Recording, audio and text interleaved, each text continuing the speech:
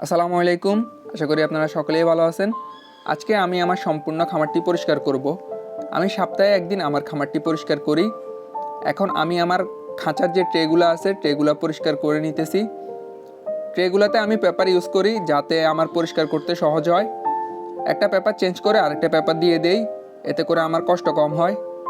এখন আমি একে একে সবগুলো ট্রে পরিষ্কার করে নিতেছি।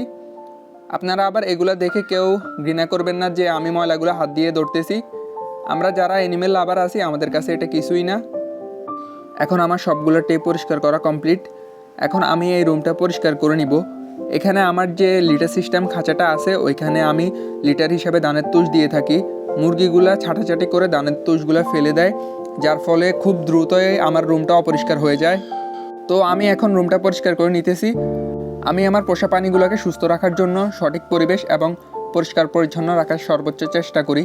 পোষা প্রাণীগুলোকে সুস্থ রাখার জন্য পরিষ্কার পরিচ্ছন্নতা আর কোনো বিকল্প নাই। এখন আমি সম্পূর্ণ রুমটা পরিষ্কার করে নিলাম।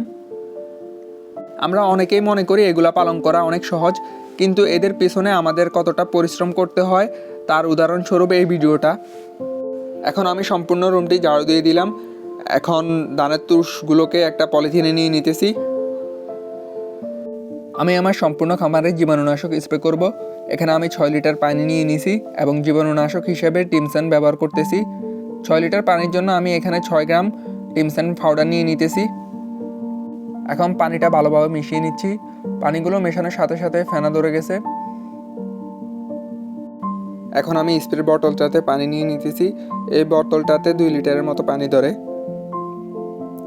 এখন আমি সবগুলো খাঁচায় এবং সবগুলো মুরগিকে জীবাণুনাশক স্প্রে করে দিব। এর ফলে খামারে যদি কোনো জীবাণু থাকে ইনশাল্লাহ আশা করা যায় যে জীবাণুগুলো মারা যাবে।